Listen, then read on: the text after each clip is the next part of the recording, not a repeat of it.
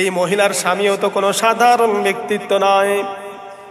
বাদশাহ ইব্রাহিম খলিলুল্লাহকে ডাক দেয়া বলে, যুবক তুমি কে, তোমার পরিচয়টা একটু জানতে চাই। তোমার এত পাওয়ার, এত ক্ষমতা, তোমার বিরুদ্ধে গেলে যে আমার এমন পরিণতি হয়, আবার তুমি বললে আল্লাহ পাক রব্বুল আলামিন আমাকে মুক্ত করে দেয়। তুমি কে, তোমার পরিচয় দাও। ইব্রাহিম খলিলুল্লাহ ডাক দেয়া বলতেছে, বাদশা রে, আমি তোমার মতন কোনো সাধারণ ব্যক্তি নয়।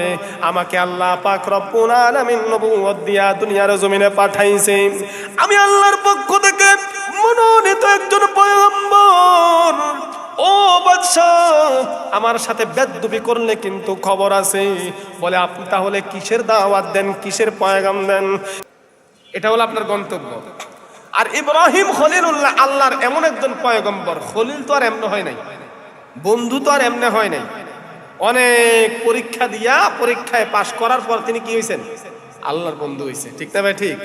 তো এইরকম আল্লাহর প্রিয় বান্দা যারা, আমরা যারা আল্লাহর প্রিয় বান্দা আছি, এইরকম বিপদ আপদ আসবে, বিপদের সম্মুখীন হতে হবে, আমাদেরকে পরীক্ষা দিতে হবে। এই পরীক্ষায় উত্তীর্ণ হওয়ার পরে আমরা আল্লাহর বন্ধু হতে পারবো। ঠিক যেমন আল্লাহর খলিল আল্লাহর বন্ধু হয়েছে। ঠিক না? তো এই বিপদ আপদ আসলে কি হতাশ হবেন, নাকি ধৈর্য ধরে আল্লাহর সাহায্য চাইবেন? জোরে বলেন না, মনে থাকবো তো ইনশাল্লাহ। তো ইব্রাহিম খলিলুল্লাহ কি করলেন? এই বাবেল শহর থেকে এখন সিরিয়ার উদ্দেশ্যে রওনা হয়ে গেছে। এখন ইব্রাহিম খলিলুল্লাহ তো একা না, অনেকে কালেমা পড়ে মুসলমান হয়েছে না? হ্যাঁ, তার সফর সঙ্গী, তার সাহাবী হয়ে গেছে। এখন তার সাহাবী যারা, তার সঙ্গী যারা, সাহাবী শব্দের অর্থ কি? সঙ্গী, সঙ্গী। কিন্তু সাহাবা নামটা আমাদের নবীর যারা সঙ্গী তাদের ক্ষেত্রে কি খাস হয়ে গেছে। সকল নবীর সাহাবী ছিল। তো ইব্রাহিম খলিলুল্লাহর সঙ্গী যারা, এই কয়েকজনকে নিয়ে তিনি সিরিয়ার উদ্দেশ্যে রওনা হয়েছে। কিছু দূর যাওয়ার পর দেখতেছে কয়েকটা কাফেলা, এরা দামি দামি উট নিয়া, দামি দামি ঘোড়া নিয়া তারা সফর করতেছে। আর কি অদ্ভুত সাজে সজ্জিত হইয়া, জাকজমক সাজে সজ্জিত হইয়া তারা কোথায় যেন যাচ্ছে। প্রতিমধ্যে একজনকে ইব্রাহিম খলিলুল্লাহ জিজ্ঞেস করলেন, মনোযোগ আছে আপনাদের? মনোযোগ আছে? কথা কি বোঝা যায়? আচ্ছা। প্রতিমধ্যে ইব্রাহিম খলিলুল্লাহ একজনকে জিজ্ঞেস করলেন, ভাই এরা এরকম জাকজমক সাজ কইরা কোথায় যাইতেছে? ওই ব্যক্তি ডাক দিয়া বলেন, ভাই আপনি কে? আপনাকে তো চিনি না। এই অঞ্চলের যিনি বাদশাহ, এই বাদশার যিনি মেয়ে, এক কথায় রাজকন্যা, এই রাজকন্যাকে বিবাহ দিবে। কিন্তু দীর্ঘদিন পর্যন্ত এলাকার যেই ধন কুবে আছে, সম্পদশালী আছে এবং আঞ্চলিক রাজা বাদশাহ যারা আছে, এদের সন্তানেরা সবাই আসতেছে, কিন্তু কাউকে ওই রাজকন্যা পছন্দ করে না। সুবহানাল্লাহ কইতেন না? ইব্রাহিম খলিলুল্লাহ তার সাথী সঙ্গীদেরকে বলতেছে, কাউকে যেহেতু পছন্দ করে না, তো আমিও একটা চান্স নিয়ে দেখি। সুবহানাল্লাহ বলেন।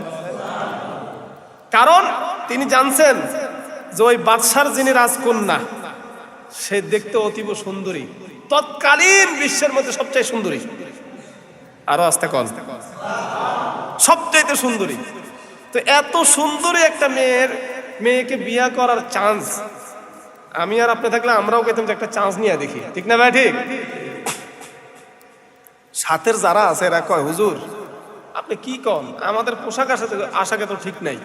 আর এরা যে রাজকীয় হালতে যে সাজসজ্জা করতেছে, এক একটার রাজকুমারের মতন লাগতেছে। তো এদের মধ্যে কি, এদেরকে ফালায়া কে আপনাকে কি পছন্দ করবে? ইব্রাহিম খলিলুল্লাহ কয়, একটা চান্স নিয়ে দেখি না, লটারি ধইরা দেখি। সুবহানাল্লাহ বলেন। আর ওই সুন্দরীর নাম হলো বিবি সারা আলাইহিস সালাম। নাম কি?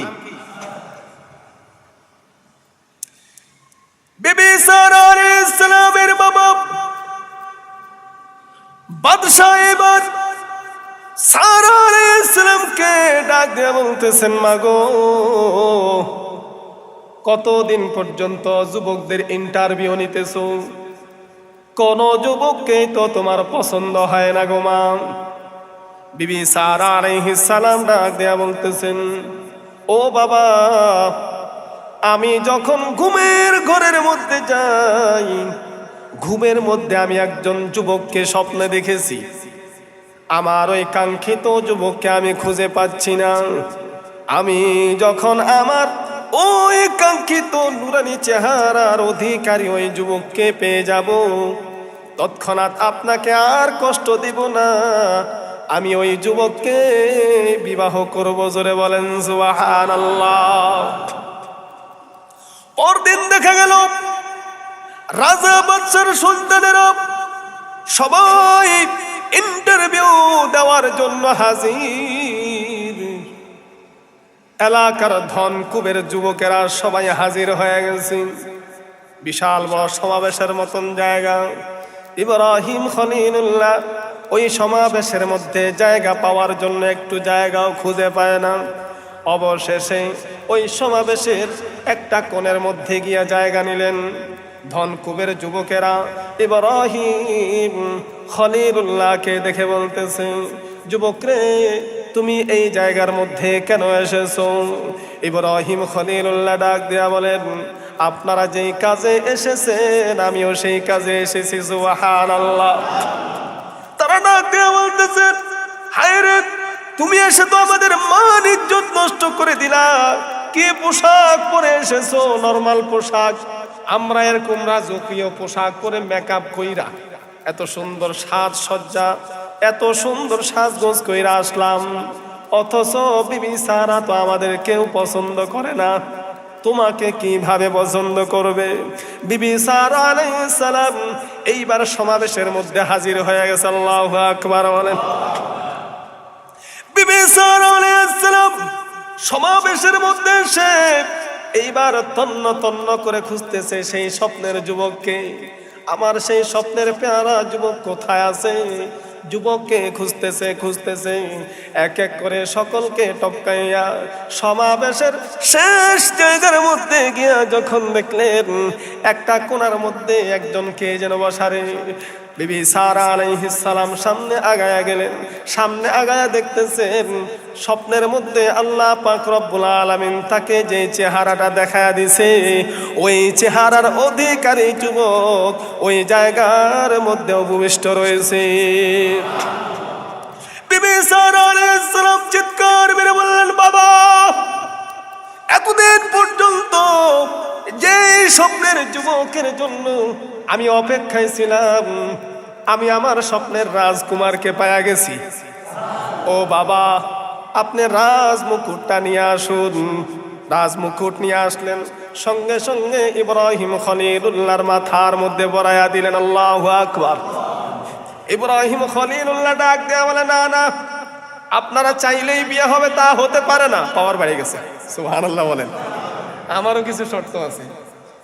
অনেক কেউ পায় না আর কেউ কি খায় না, ঠিক না বেটি? কেউ পায় না। আয় হায়, রাজকুমাররা কত সাজে সজ্জিত হয়ে আইছে, এই সুন্দরী বেটির বিয়ে করব, তারা চান্সে পায় না। আর উনি নরমাল পোশাক পরে আইসা বলতেছে, ভাব দেখাইতেছে, কয় ওইব না, আমার কিছু শর্ত আছে। আল্লাহু আকবার বলেন। বিবি সারা আলাইহিস সালাম ডাক দিয়া বলে, বাবা, আমার স্বপ্নের যুবক যত রকমের শর্ত দেয়, সর্বপ্রকার শর্ত মেনে হলেও আমার এই স্বপ্নের যুবককে আমি বিবাহ করব, অন্য কোন যুবককে আমি বিবাহ করতে পারবো না। বাদশা কয়, এই যুবক, ঠিক আছে, আমার মেয়ে যেহেতু তোমাকেই পছন্দ করছে, তোমাকেই বিয়ে করবে। আমার মেয়ে তো আবার একঘেয়েমি মানুষ, তো ঠিক আছে, তোমার কি শর্ত? ইব্রাহিম খলিলুল্লাহ বলে, আমার 1 নাম্বার শর্ত, আমি আপনাদের মতো সাধারণ কোনো ব্যক্তি না, আমার উপর দায়িত্ব আছে। বলে, কি দায়িত্ব? বলে, আল্লাহ আমার দুনিয়াতে পাঠাইছে এবং নবুয়ত দিছে এক আল্লাহর দাওয়াত পৌঁছায়া দেওয়ার জন্য। সুবহানাল্লাহ বলে। নবীরা যেখানে যায় সেখানে একটাই ধান্দা। আর আমগো ধান্দা কি? যেখানে যায় এখানে নি কোনো টাকা কামাই করতে পারি, ঠিক না? তো নবীদের ধান্দা কিন্তু এটা না। নবীদের ধান্দা হলো কিভাবে একজনকে দিনের পথে আনা যায়। আর আমাদের ধান্দা হলো ভিন্ন। কিন্তু আমরা নবীর উম্মত দাবি করি, আমরা জাতির পিতা দাবি করি। আমাদের জাতির পিতাকে ইব্রাহিম খলিলুল্লাহ। অথচ ইব্রাহিম খলিলুল্লাহর ধান্দা কি আর আমাদের ধান্দা কি? ধান্দা মিলাইতে হইব, ঠিক না ভাই? ঠিক বলে আমাকে আল্লাহ পাঠাইছে এক আল্লাহর দাওয়াত সবার কানে পৌঁছায় দেওয়ার জন্য। সুতরাং যারা এক আল্লাহর ইবাদত করবে না তাদের সাথে আমার আত্মীয় হতে পারে না। কঠিন শর্ত দিছে, ঠিক না ভাই? ঠিক।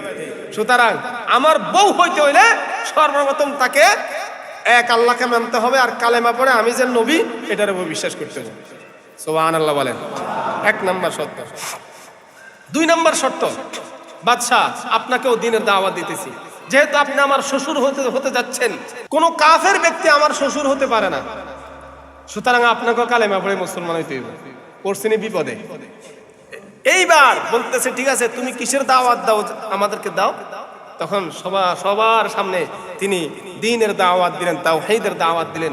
বিবি সারা আলাইহিস সালাম কালেমা পড়ে মুসলমান হয়ে গেলেন, আর তেনার শ্বশুরও কালেমা পড়ে মুসলমান হয়ে গেছেন। তেনারা চাইছিলেন বিয়ের মধ্যে নাচ হবে, গান হবে, ডোল তবলা বাইরানো হবে, সবকিছু রেডি, কিন্তু ব্যান্ড পার্টি আগের থেকে রেডি, যারে পছন্দ করবো সাথে সাথে নাচ গান হবে। কিন্তু এমন একজনকে পছন্দ করছে সবকিছু নিষিদ্ধ করে দিছে, ঠিক না ভাই? ঠিক। এখনো যারা এই নবীদের ওয়ারিস যারা আছে ওলামায়ে কেরাম, এই ওলামায়ে কেরাম কখনো নাচ গানের পক্ষে বলে, এগুলোর বিরুদ্ধে বললে তখন ওলামায়ে কেরাম কি হয়? দুশ্মন হয়, ঠিক না ভাই? ঠিক। আচ্ছা, এইবার ইব্রাহিম খলিলুল্লাহ তার সাথে যে সঙ্গীরা রয়েছে মুসলমান সঙ্গী, তাদের একজনকে দায়িত্ব দিলেন বিবাহ পড়ানোর জন্য। বিবাহ পড়াইলেন।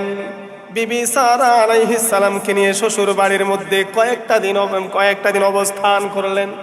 শ্বশুর বাড়ির খাওন, এটাকে মিস করন যায়? আর কথা বলেন না, আমরা মিস করি না তো নবীরা কেন মিস করবে, ঠিক না ভাই? ঠিক। ইব্রাহিম খলিলুল্লাহ ডাক দিয়ে বলে, শ্বশুর, আল্লাহ পাক রব্বুল আলামিন আমাকে শ্বশুর বাড়ির খানা খাওয়ানোর জন্য পাঠান নাই গো। ও শ্বশুর, আমাকে এখন মিশরে যেতে হবে, মিশর থেকে ফিলিস্তিনের উদ্দেশ্যে রওনা হতে হবে, কারণ আমার কাজ হলো তাওহীদের দাওয়াত দেওয়া। এইবার শ্বশুর বলে, ঠিক আছে জামাই, তুমি যেখানে যাইতে চাও যাও, যদি তোমার দেহ রক্ষীর প্রয়োজন হয় তাও আমি দিতে রাজি আছি। বিবি সারা আলাইহিস সালাম ডাক দেয়া বলেন, বাবা গো, আমার স্বামী সিরিয়ায়, আমার স্বামী মিশরে যাবে, আমার স্বামী ফিলিস্তিনের মধ্যে যাবে, আর আমি এখানে থাকবো, হতে পারে না। আমার স্বামী যেখানে যাবে আমি আমার স্বামীর সাথে থাকতে চাই। এইবার বাদশাহ কি করলেন, মেয়েকে এবং মেয়ের জামাই ইব্রাহিম খলিলুল্লাহকে কিছু স্বর্ণ মুদ্রা দিলেন, টাকা পয়সা দিয়া তাদেরকে এইবার যাওয়ার জন্য অনুমতি দিলেন। ইব্রাহিম খলিলুল্লাহ এইবার তার বিবি বিশ্ব সুন্দরী বিবিকে নিয়ে মিশরের উদ্দেশ্যে রওনা হয়ে যায়। যখন মিশর রাজ্যের মধ্যে প্রবেশ করে, প্রতিমধ্যে কিছু মানুষের সাথে সাক্ষাৎ হয়ে যায়। মানুষগুলা ডাক দেয়া বলতেছে, ভাইরা রে, আপনারা কোত্থেকে আসছেন? আপনাদেরকে তো চিনতে পারি নাই। এই অঞ্চলের মধ্যে একজন জালেম বাদশা রয়েছে। এই জালেম বাদশা যারা নাকি পথিকদের থেকে সমস্ত টাকা পয়সা সম্পদ সব কিছু ছিনায়া নিয়ে যায়, এবং যদি কোনো সুন্দরী রমণী দেখে ওই সুন্দরী রমণীকে তুলে নিয়ে যায়। ওই সুন্দরী রমণীকে তুলে নিয়ে বাদশার হাতে তার সৈন্যবাহিনী তুলে দেয়। ওই বাদশা ওই সুন্দরী রমণীকে ভোগ করে, জোরে বলেন নাউযুবিল্লাহ। সুতরাং আপনারা যে পথে যাচ্ছেন এই পথে বিপদ রয়েছে, এই পথ পরিত্যাগ করে অন্য পথে আপনারা মিশরের সিরিয়ার উদ্দেশ্যে, আপনারা ফিলিস্তিনের উদ্দেশ্যে রওনা হতে পারেন। এইবার ইব্রাহিম খলিলুল্লাহ অন্য পথ ধরে যাচ্ছেন। এক পর্যায়ে জালেম বাদশার সৈন্যবাহিনী ইব্রাহিম খলিলুল্লাহ এবং তার কাফেলার লোকদেরকে দেখে ফেলে, ধরা খাওয়া যায়। বিবি সারা আলাইহিস সালামকে ওই লোকেরা যখন বলছে যে সুন্দরী রমণী দেখলে কি করে, তুলে নিয়ে যায়, তখন ইব্রাহিম খলিলুল্লাহ একটা কাঠের বাক্সা বানাইছে, পালকির মতো বাক্সা বানায়া এটার মধ্যে সারা আলাইহিস সালাম ঢুকাইছে। সুন্দরী বিবি না, যাদের ঘরের মধ্যে সুন্দরী বিবি আছে, বউ আছে, এদের একটু প্যারা বেশি থাকে, টেনশন বেশি থাকে, না জানি আবার অন্যের লোকে ভাইগা জায়গা, কারণ সবাই এটার দিকে নজর দেয়, ঠিক না ভাই? ঠিক। যাদের সুন্দরী বউ আছে এরা বুঝে এর জ্বালা কত। আচ্ছা, আর মেয়েদের একটা স্বভাব কি জানেন? এদেরকে যদি কেউ একবার মানে তাদের সুন্দর প্রশংসা করছে, একদম মোমের মতন গলে যায়, ঠিক না? একটু যদি সুন্দরের প্রশংসা করছে, আপনি দেখতে অনেক সুন্দর, বাস আর কিছু লাগে না। একটু সুন্দরের প্রশংসা করবেন, দেখবেন ফেটে গেছে। তো এই জন্য সুন্দরী বউ যার ঘরের মধ্যে আছে এরা একটু প্যারার মধ্যে থাকে। তো ইব্রাহিম খলিলুল্লাহর মাথার মধ্যে টেনশন, হায় রে আমার বউ তো সুন্দর, সৈন্যবাহিনী জালেম বাদশার সৈন্যবাহিনীর হাতের মধ্যে যদি গ্রেফতার হয় তাহলে তো তারা আমার বিবিকে নিয়ে যাবে এবং বাদশার হাতে তুলে দিবে। এই জন্য একটা কাঠের বাক্সা বানাইছে, এটার মধ্যে বিবিকে ঢুকাইছে। জালেম বাদশার সৈন্যবাহিনী গ্রেফতার করলেন, সবাইকে ঘেরাও করে ফেলছে, সাথে যত টাকা পয়সা আছে সবকিছু নিয়ে গেছে। স্বর্ণ মুদ্রা শ্বশুরে দিছে না, ইব্রাহিম খলিলুল্লাহর শ্বশুরে যে টাকা পয়সা এবং স্বর্ণ মুদ্রা যা কিছু দিছে এগুলা সব ছিনিয়ে নিয়ে গেছে। কারণ যারা জালেম তাদের কোনো ভেদ বিচার নাই, ঠিক না ভাই? ঠিক। যারা জালেম কোনটা জনগণের সম্পদ, কোনটা বৈধ, কোনটা অবৈধ, এগুলা বাছ বিচার করা, এগুলার তওয়াক্কা তারা করে না, ঠিক না ভাই? ঠিক। কিন্তু যখন পতন হয় তখন খেলা বুঝে, ঠিক না ভাই? ঠিক। আচ্ছা, জালেম যারা তারা দেখবেন কোনো কিছুর পরোয়া করে না, যা ইচ্ছা তাই করে। কোনটা জনগণের সম্পদ, কোনটা নিজের সম্পদ, কোনটা রাষ্ট্রীয় সম্পদ, এগুলার বাছ বিচার করে না। সুযোগ তো পাইছি, এইবার ইচ্ছে মতো গনিমতের মাল মনে কইরা, নিজের মনে কইরা দেশেও কিছু রাখো, বিদেশেও কিছু পাচার করো, ঠিক না ভাই? ঠিক। হ্যাঁ, সুযোগ পাইলে জালেমরা কি করে, দেশটার একদম খুলখুল্লে বানায় ফেলায়। আল্লাহ আমাদেরকে হেফাজত করুন, সকলে বলে আমিন। এইবার সৈন্যবাহিনী কইতেছে টাকা পয়সা তো বুঝা পাইলাম, তো কাঠের বাক্সার মধ্যে কি রে? ইব্রাহিম খলিলুল্লাহ কয়, টাকা পয়সা যা আছে সব নিছো, নিয়ে যাও, কোনো আপত্তি নেই, কিন্তু এই বাক্সার দিকে তাকায়ও না। এইবার জালেম বাদশার সৈন্যবাহিনী এই কাঠের বাক্সার মুখ খুলে ফেললেন। মুখ খুলে দেখতেছেন কাঠের বাক্সার মধ্যে কি সুন্দর সুন্দরী একজন রমণী বসে আছে। জালেম বাদশার সৈন্যবাহিনী যারা রয়েছে তারা অনেক খুশি হয়ে গেছে। আইরে, এই সুন্দরী রমণীকে যদি বাদশার সামনে পেশ করা হয়, বাদশাহ অনেক খুশি হয়ে যাবে, আমাদেরকে অনেক উপহার উপঢৌকন দিবে। তারা কোনো কথা বলল না। এইবার ইব্রাহিম খলিলুল্লাহ তার যত সাথীরা রয়েছে তাদেরকে নিয়ে, বিবি সারা আলাইহিস সালামকে নিয়ে তারা বাদশার উদ্দেশ্যে রওনা হয়ে যায়। সৈন্যবাহিনী সবাই প্রতিযোগিতায় লিপ্ত হয়ে যায়, কার আগে কে বিবি সারা আলাইহিস সালামকে বাদশার সামনে পেশ করবে। সবাই প্রতিযোগিতায় লিপ্ত হয়ে গেছে যে কার আগে কে এই বিবি সারা আলাইহিস সালামকে বাদশার সামনে পেশ করবে, পেশ করলেই তো মাল পাইব, ঠিক না? হ্যাঁ, আচ্ছা। এখন বিবি সারা আলাইহিস সালামকে যখন বাদশার সামনে পেশ করলো, এই জালেম বাদশা বিবি সারাকে দেখে অনেক খুশি হয়ে গেছে। আমার লাইফে এত সুন্দরী কোনো মেয়ে পাইনি, আজকে যেটারে পাইছে। ইব্রাহিম খলিলুল্লাহরে বলে যে তোমার এই মেয়ে তোমার কি হয়? তখন ইব্রাহিম খলিলুল্লাহ স্ত্রীর সম্ভ্রম এবং ইজ্জত রক্ষার জন্য তিনি একটা কথা বলছে যে ইনি আমার বোন হয়। বোন কি হয়? বোন। বিবি বলে নাই, কারণ এই জালেম বাদশার একটা রীতি ছিল, সে অন্যের স্ত্রীকে ধর্ষণ করত, অন্যের মেয়েকে ধর্ষণ করত, কারো বোনকে ধর্ষণ করতো না। একটা আজব রীতি না? তার একটা নীতি ছিল। ইব্রাহিম খলিলুল্লাহ এটা যায় না, তখন তিনি এই কথাটা বলছেন। যদিও কথাটা মিথ্যা, কিন্তু স্ত্রীর সম্ভ্রম রক্ষা করার জন্য তিনি এই কথাটা বলছেন। আচ্ছা, হাসরের মাঠে যখন হাসরবাসী সবাই সর্বপ্রথম আদম আলাইহিস সালামের কাছে যাবে, মাঝখান দিয়ে কথাটা বলে ফেলি নাকি, তারপর আমরা আমাদের জায়গায় চলে আসবো।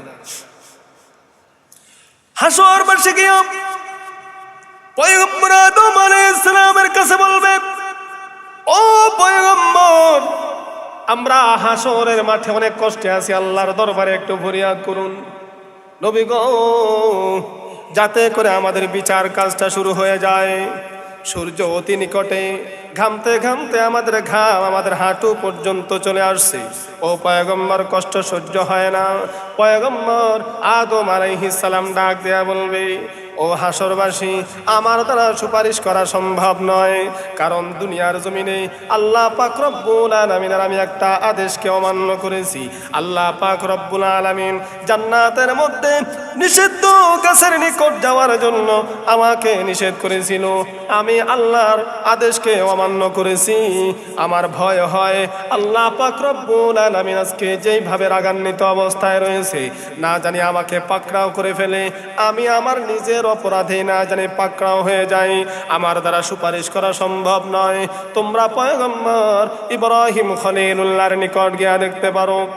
এইবার হাসরবাসী ইব্রাহিম খলিলুল্লাহর নিকট যাইবে, গিয়া বলবেন, ও পয়গম্বর, আপনি তো আমাদের জাতির পিতা। পয়গম্বর, হাসরের মাঠে আজকে আমরা অনেক কষ্টের মধ্যে রয়েছি, আপনি তো আমাদের জাতির পিতা, আপনি যদি আল্লাহর দরবারে আমাদের জন্য একটু ফরিয়াদ করতেন। পয়গম্বর ইব্রাহিম খলিলুল্লাহ ডাক দিয়া বলবে, হাসরবাসীরা রে, আমি তো নিজের ব্যাপারে আজকে শঙ্কিত। কারণটা হইল দুনিয়ার জমিনে আমি এমন তিনটা কথা বলেছি, দুইটা কথা দিনের স্বার্থে বলেছি, আর একটা আমার স্ত্রীর সম্ভ্রম রক্ষা করার জন্য বলেছি। যদিও আমি নিজের ন্যায়ের পথে কথাগুলা বলেছি, কিন্তু কথাগুলা ছিল মিথ্যা। আমি না জানি আমার মনের মধ্যে ভয় হয় আজকে এই কঠিন মুহূর্তে আমি নিজেই পাকড়াও হয়ে যাই, এই তিনটা কথা বলার কারণে না জানি পাকড়াও হয়ে যাই, আমার দ্বারা সুপারিশ করা সম্ভব নয়। তোমরা পয়গম্বর মুসা আলাইহিস সালামের নিকট যাও। পয়গম্বর মুসা আলাইহিস সালাম একই কথা বলবে। এবার পয়গম্বর মুসা আলাইহিস সালাম ডাক দিয়ে বলবে, হাসরবাসীরা রে, আমার দ্বারাও সুপারিশ করা সম্ভব নয়, তোমরা পয়গম্বর ঈসা আলাইহিস সালামের নিকট যাও। হাসরবাসী তখন পয়গম্বর ঈসা আলাইহিস সালামের নিকট যাবে।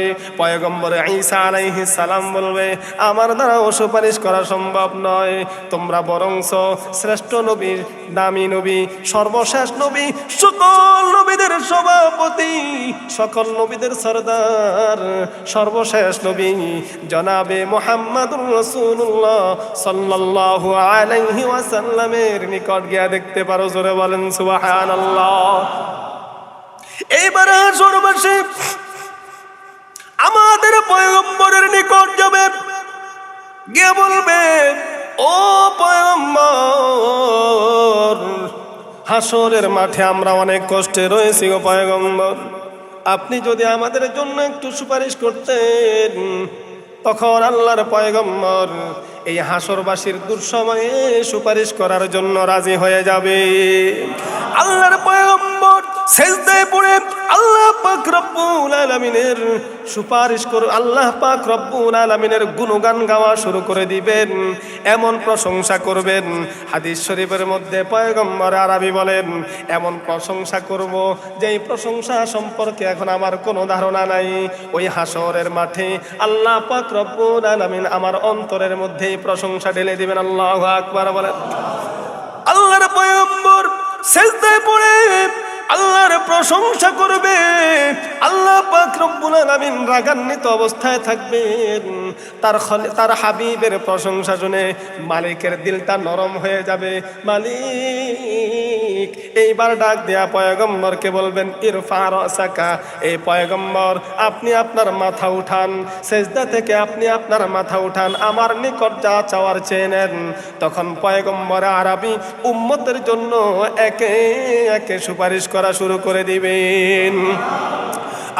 ইমামুল আউয়ালিন আল আখিরিন বহরে সদকা রাহমাতাল লিল আলামিন, শুধু ওজুদশ রাহমাতাল লিল আলামিন, মসজিদে উশুদ হামারো এ জমিন।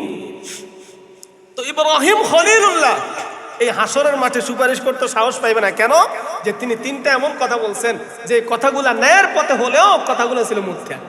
এর মধ্যে একটা হলো এটা, তার বিবিকে দাবি করছেন কি বোন।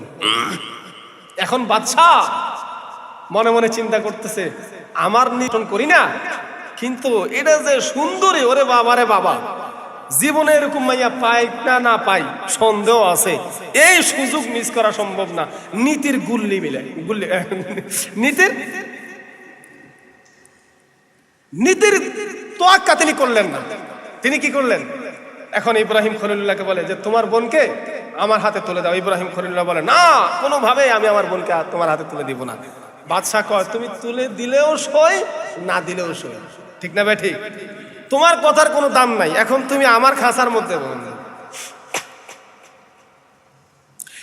এইবার জালেম বাদশাহ বিবি সারা আলাইহিস সালামকে নিয়ে গেলেন। চাকর এবং দাসীদেরকে নির্দেশ প্রদান করলেন, এই সুন্দরী রমণীকে তোমরা গোসল করায়া সুন্দর করে সাজায় আমার অন্দরমহলের মধ্যে পাঠায়া দাও। দাস দাসীরা বিবি সারা আলাইহিস সালামকে গোসল করাইলেন, সুন্দর পোশাক পরাইলেন, পাথর খচিত দামি পোশাক পরাইয়া সুগন্ধি লাগাইয়া দিলেন। বিবি সারা আলাইহিস সালামকে এইবার বাদশার অন্দরমহলের মধ্যে নিয়ে গেলেন ধর্ষণ করবে। বলেন তো দেখি, পয়গম্বরের স্ত্রীকে জালেম বাদশার দ্বারা ধর্ষণ করা কি সম্ভব নি? আরো জোরে বলেন। হেফাজত করার মালিক কে? আরো জোরে বলতে হবে কে? হেফাজত করার মালিক হলো আল্লাহ। আল্লাহ পাক রব্বুল আলামিন যদি কাউকে হেফাজত করতে চান, দুনিয়ার কেউ তার কোনো ক্ষতি করতে পারে না। ঠিক না বে ঠিক?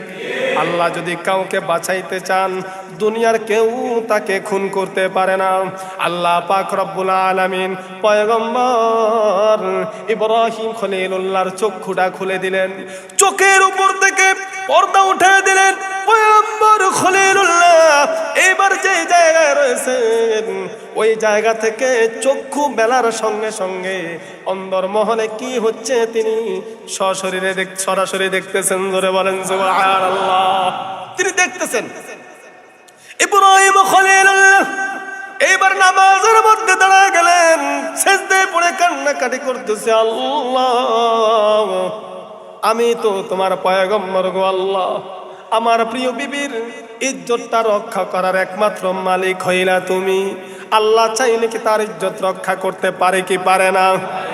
পয়গম্বর ইব্রাহিম খলিলুল্লাহ আল্লাহর দরবারে দোয়া করতেছেন, ফরিয়াদ করতেছেন। জালেম বাদশা অন্দরমহলের মধ্যে বিবি সারা আলাইহিস সালামকে দেখে পাগল পাড়া হয়ে গেছে। এইবার পাগল হইয়া সারা আলাইহিস সালামকে দর্শন করার জন্য যখন, স্পর্শ করার জন্য যখন হাতটা বাড়াইবে, আল্লাহ পাক রব্বুল আলামিন জিব্রাইলকে ডাক দেয়া বলেন, জিব্রাইল জালেমের হাতটাকে এই মুহূর্তে তুমি অবশ করে দাও। জোরে বলেন সুবহানাল্লাহ। হাত অবশ হয়ে গেছে, এখন হাত তোলা আইতে পারে না, একদম নাই, হাত নাই। অবশ্য মানে কি নাই, এর অবস্থা একদম ঝুলতেছে। জালেম বাদশাহ বিবি সারা আলাইহিস সালামকে বলতেছে, ও সুন্দরী কন্যা, ও সুন্দরী রমণী, আমার অপরাধ হয়ে গেছে, আমি তোমার কথা দিতেছি, আমি তোমার দিকে আর হাত বাড়াবো না, দর্শন করা তো থাক দূরের কথা, তোমাকে স্পর্শও করবো না। তুমি আল্লাহর কাছে দোয়া করো আমার হাতটা যেন ভালো হয়ে যাও।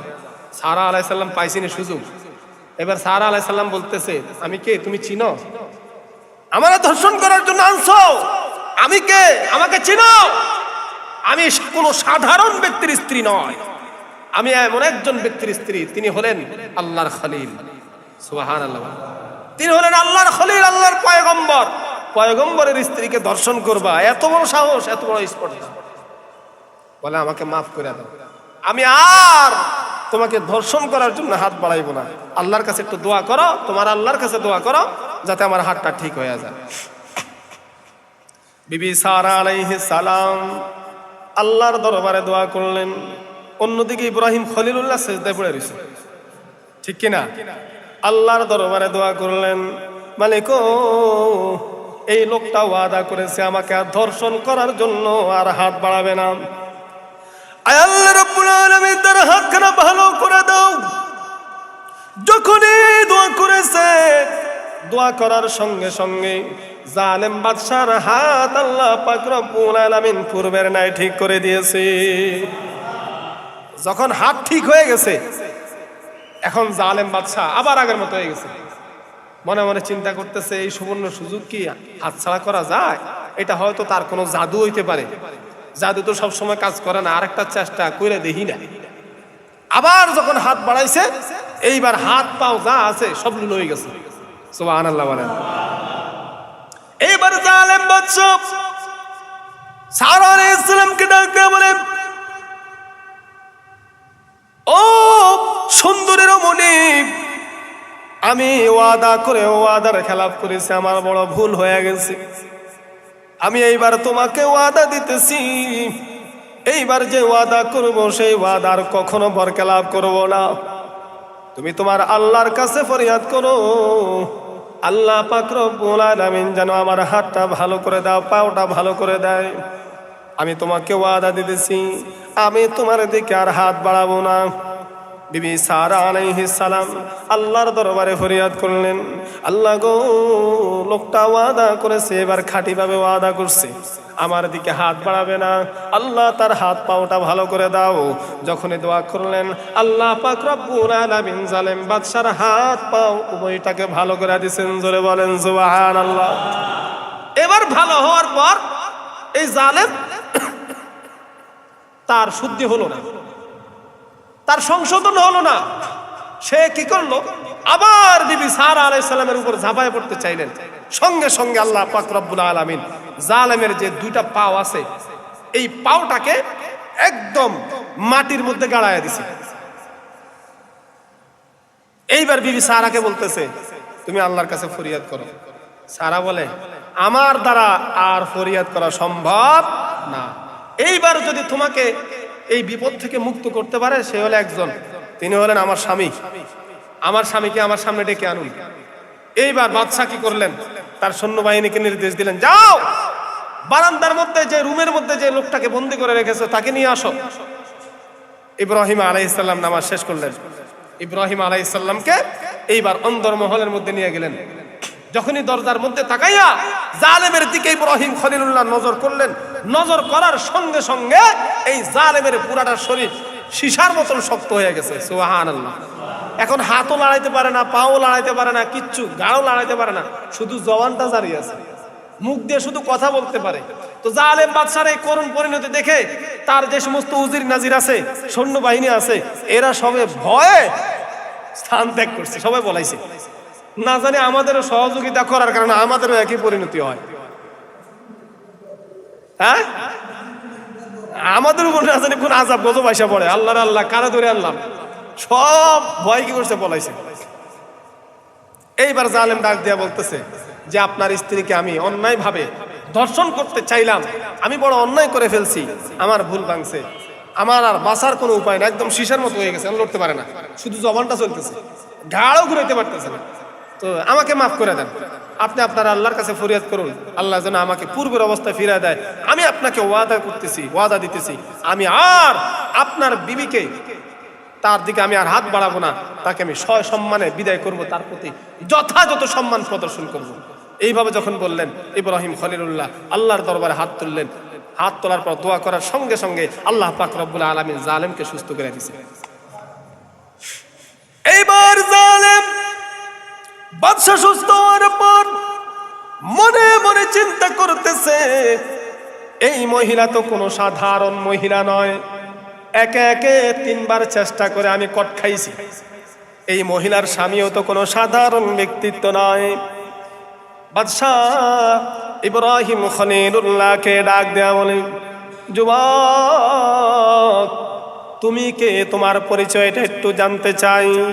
তোমার এত পাওয়ার, এত ক্ষমতা, তোমার বিরুদ্ধে গেলে যে আমার এমন পরিণতি হয়, আবার তুমি বললে আল্লাহ পাক রব্বুল আলামিন আমাকে মুক্ত করে দেয়, তুমি কে, তোমার পরিচয় দাও।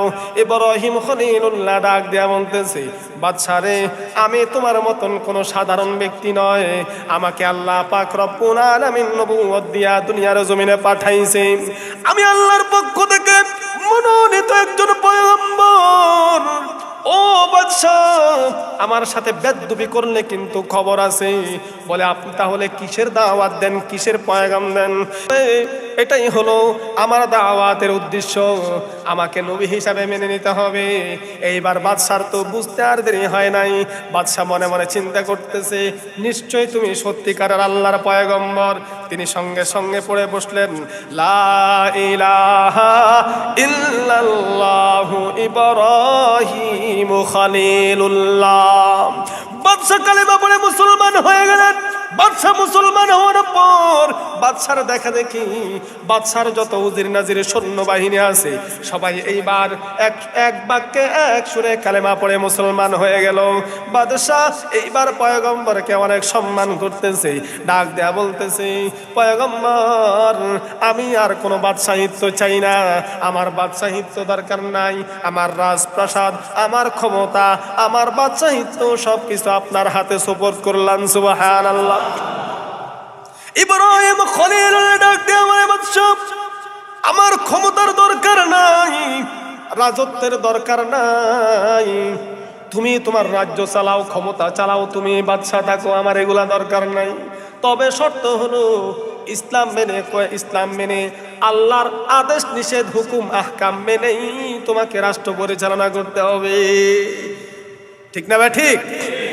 নবীর ক্ষমতার লোভ নাই, পাওয়ারের লোভ নাই, বাদশাহিত্যের লোভ নাই, সুতরাং নবীর ওয়ারিস ওলামায়ে কেরাম যারা, তাদেরও ধন সম্পদের লোভ নাই, ক্ষমতার লোভ নাই, পাওয়ারের লোভ নাই, কিন্তু তারা চায় দেশ এবং বিশ্বের মধ্যে কোরআনী শাসন, আল্লাহর হুকুম কায়েম হোক। ঠিক না ভাই? ঠিক।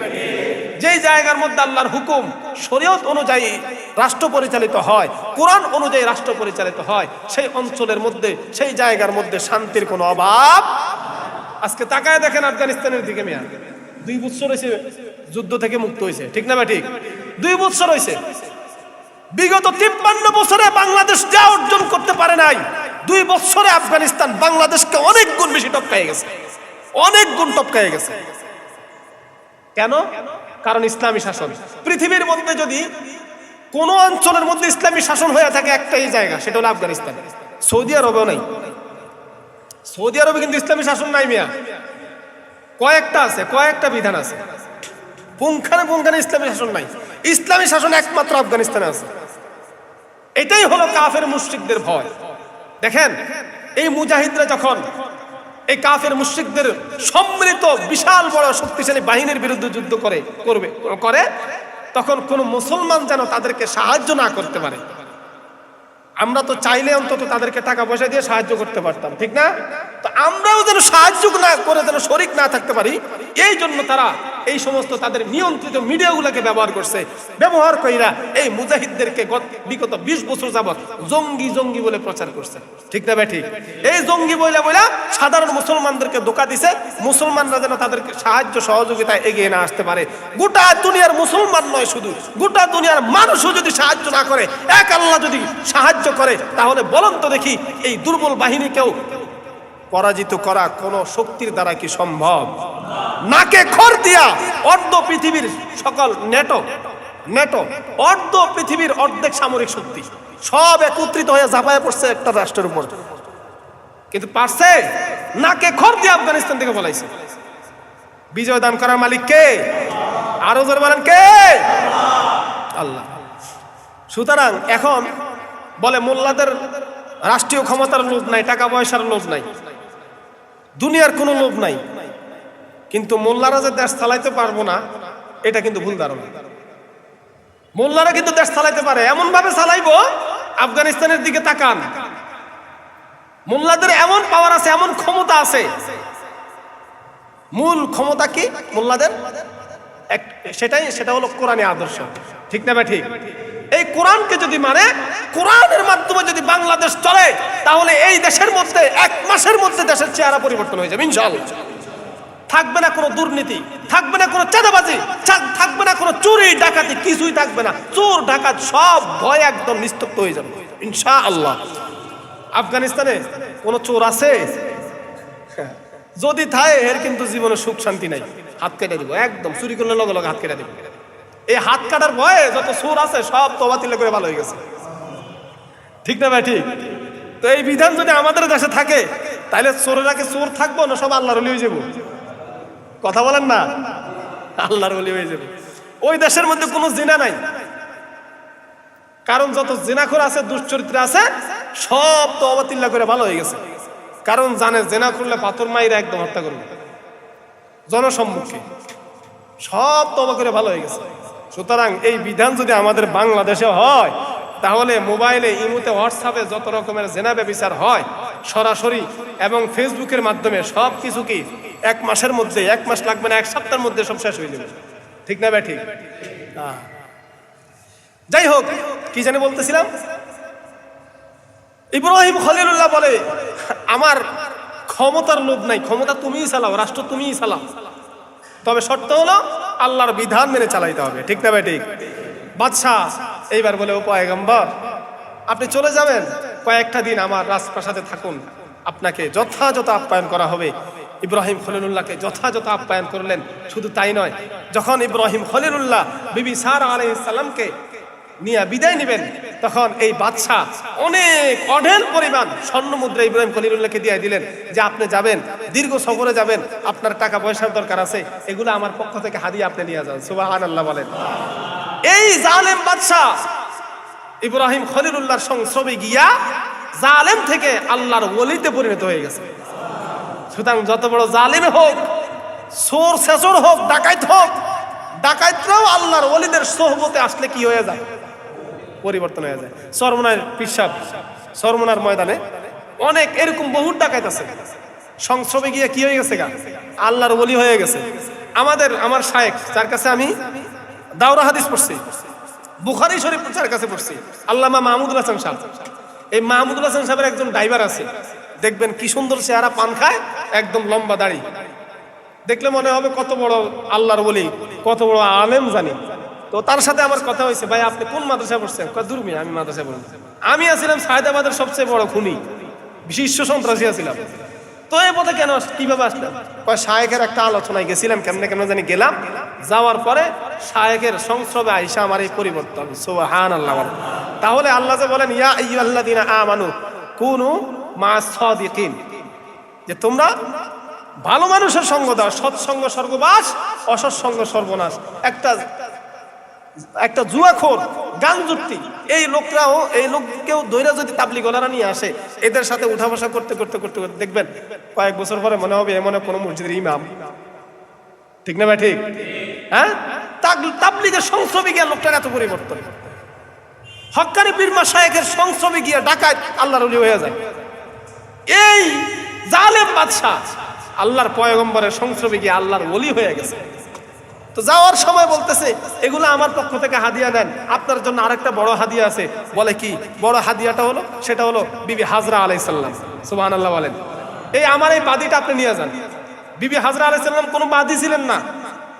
তৎকালীন সময়ের নিয়ম ছিল, কোন এলাকায় আক্রমণ করলে এই যুদ্ধে পাওয়া যে সমস্ত মেয়েদেরকে পাওয়া যাইত, এগুলাকে দাসী হিসেবে ব্যবহার করত। হাজরা আলাইহিস সালাম কোন সম্ভ্রান্ত পরিবারের মেয়ে, কোন এলাকায় এই জালেম বাদশা আক্রমণ করছে, আর হাজরা আলাইহিস সালাম দেখতে অনেক সুন্দর, তাকে পাইছে নিয়ে আসছে। কিন্তু হাজরা আলাইহিস সালামকে এই জালেম বাদশা ব্যবহার করতে পারে নাই। কেন? এই হাজরা আলাইহিস সালাম অনেক আল্লাহওয়ালা ছিলেন, অনেক ইবাদত গুজার ব্যক্তি ছিলেন, মহিলা ছিলেন। সুতরাং এই মহিলার দিকেও হাত বাড়াইলে এই বাদশার কি করতো? হাত অবশ হয়ে যেত। সুতরাং এই মহিলাকেও সে দর্শন করতে পারে নাই, তাকে সসম্মানে রাখছে। তো তাকে সসম্মানে রাখছে, সেও যে এরকম একজন বুজুর্গ মহিলা, আল্লাহর ওলি মহিলা, এটা কেউ না জানলে বাদশা জানে। ঠিক না ভাই? ঠিক।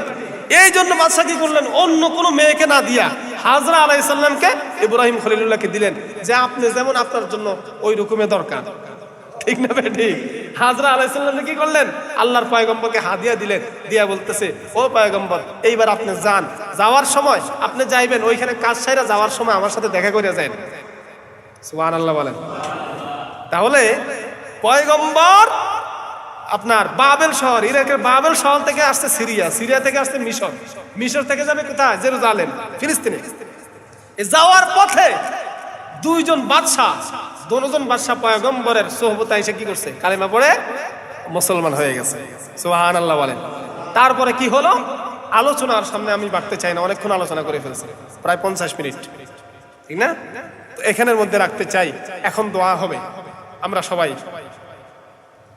দুরূদ ইব্রাহিম পড়ি। আল্লাহুম্মা সাল্লি আলা মুহাম্মাদিন ওয়া আলা